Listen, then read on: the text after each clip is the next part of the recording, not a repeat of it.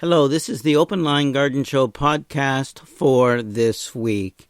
Now, garden mums, chrysanthemums, there are many, many different kinds, and there's been a lot of breeding going on for many, many years.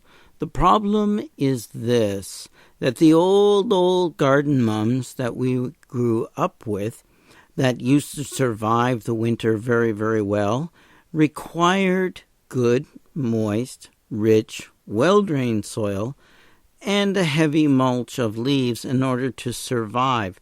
Now, the mulch of leaves and straw or even clippings can and has to be open, well-drained, and trap snow. What garden mums do not like is heavy, wet spring soils. So planting them on clay, even modified clay, very often does shorten their life. It's to the point where with the breeding that has gone on, it's more about timing, it's more about color, and of course flower shape, as opposed to let's make them hardier. There is no incentive for a breeder to make it hardier if you get to buy them each and every year. So what happens is this. In the old days when I was a young boy, the garden mums would come back up each and every year. Now, it would take them some time. They would have to be in a sunny location. They would have to be in a perfect soil and a winter mulch. And this happened very often in my parents' garden. Now, to the point where we had to be careful and mark where they really were so that we didn't dig, when we dig the garden in the spring, dig them up. Now, once they had started to sprout out of the ground, no problem. You just let them grow, let them do their own thing. You don't fertilize them too early in the season because you want them to toughen up and do not want them to be advanced and susceptible to a late frost. So we would feed them in 24th of May on. Now, the rule is you'd grow them on, and then you would trim them. And the garden mums, the very hardy garden mums, were all about 8-week mums. Now, some of them were 7, 8 at the very most. And that meant that you counted the number of weeks from the last trim in order to get them to bloom at different times. So if you knew that you had those old rusty apricot, orange, brown chrysanthemums, tough as nails, that they were actually going to bloom for you around the 15th to the 21st of September. Now, you could time them to later by trimming them later. So what you would do is you would trim them each week starting July 1st. Now, with the July 1st trim, you'll find that that will give you early mums. It's around the 15th of September, and then you trim them about a week between each one, and this delays to a certain extent.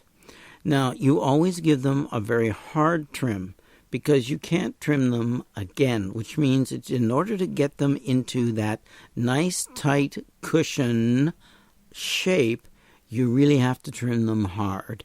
And very often, we would sometimes trim them while they were growing, sometime between the 24th of May and I would say around the 15th of June, so that you would get the shape, you would get more side branching, and with more side branching with their final trim, you get more growing tips, which each one bloomed. Now, the side effect of this is that you got more bloom, but smaller blooms. There was also at that time the 8 and 9 week harvest mums. Now, these were usually growing as tall cut mums, and they would get, the plants would be anywhere from 18 to 24 inches tall with very large heads of chrysanthemums. And they had a lot of interest and color in them. You could get away with those ones, whether you planted them as young plants right there at the 24th of May or after they were hardened off, you could get away with that. And you could get away with doing that with the cushion mums as well. So the hardy cushion mums, the tall harvest mums were all timed, and the harvest mums would often bloom in October. So you sort of relied on a nice October in order to have nice chrysanthemums. And whether you left them in the garden and kept them staked or supported, because they usually needed that, or used them as cut flowers for the home. The big florist mums were all going to be 9, 12, even 13-week chrysanthemums. These were usually grown either as pot culture or in beds as cuts for the floral industry. And there where all the spoons, the quills, and all the other unusual shape petals were. And they usually had the greater array of colors. Now, by breeding a lot of those in with the older mums, we got a lot of more color range. It wasn't just that burgundy red, yellow, and rust mum that we were so used to as a child. Oh, and there was white ones too, okay? So what you ended up with was a combination of the two, and they gave us color, they gave us shape, but they didn't give us hardiness. So the mums that we often plant today are not as hardy as they were when you were a child or I was a child. Result is that treat them more as annuals unless you feel you want to try and do them as an experiment. And to do this, make sure that A, you're starting out with good, rich, organic, well-drained soil. Remember, no heavy, wet soil in the spring. That's when the crown rots, and even though they start to grow, they often will just rot right out at the ground level and die. Now, after they finish blooming in the fall, you cut your chrysanthemums down. Now, they can be cut down quite low, anywhere from 4 to 6 inches tall. The clippings that you take off are kept. You take them in your hands as little bundles, and you push them down between the stubs of the chrysanthemums that you've left behind. What this does is acts as a mulch that is open, well-drained, and allows sun penetration as well. Any snow will be trapped, and that works as insulation. Now, with being well-drained and with this on there, often some leaves, particularly larger maple leaves, would get trapped around there, and it too would give some insulation as long as it wasn't a wet fall. If it was a wet fall, you remove those because obviously they're wet and going to get the crown and keep the crown of the chrysanthemums too wet.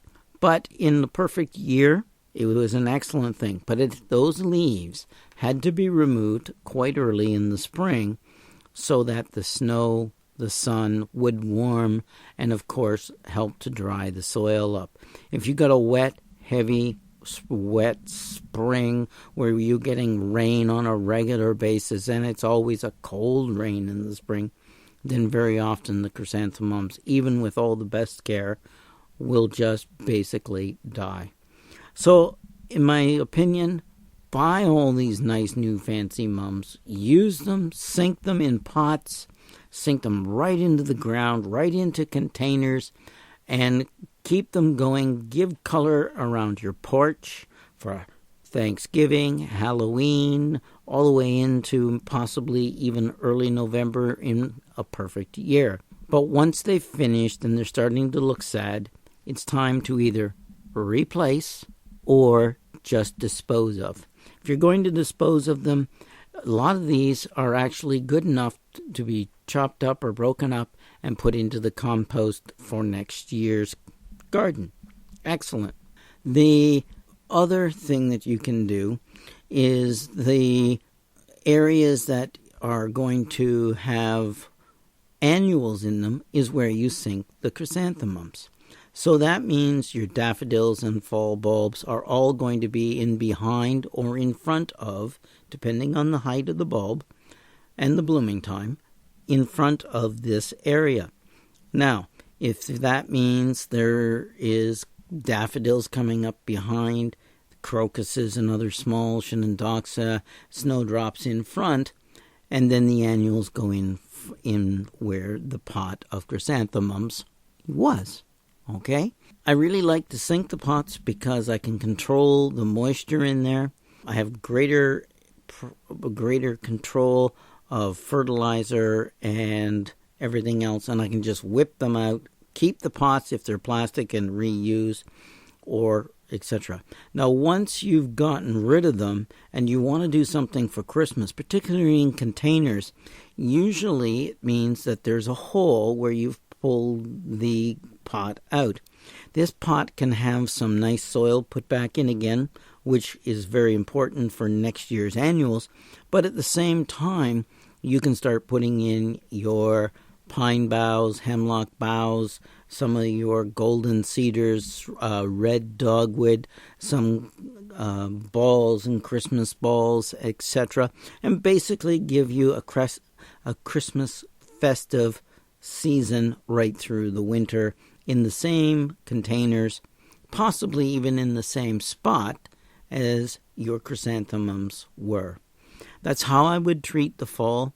There are kale, which can also be included in this category, but they are definitely ones that you would just pull the pots out probably in spring, because kale is usually a little hardier than the chrysanthemums, and depending on the variety and the winter and your hardiness zone, kale will come right through the winter and look decent even in the spring. But remember, it's going to go to seed. It's going to be ugly. So just get rid of those, okay? They're old. They're tough. They're not edible.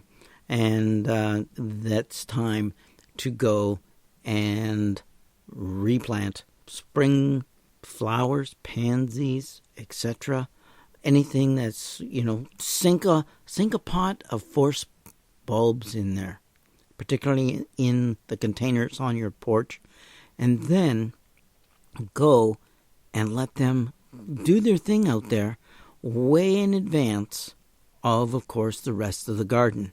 It'll drive your neighbors crazy, and they'll wonder how you did it, and it's so much fun just to have that color when you come home each and every night on those dreary late winter, early spring evenings when it's dark, to be greeted by bright yellow daffodils, maybe pansies, violas, and other bright colored spring bulbs that have been forced in pots.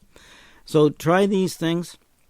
I think it'll add a little color, a little cheer to a drearier, colder fall and winter in your garden. I'm Bruce Zimmerman. This has been the Open Line Garden Show podcast for this week.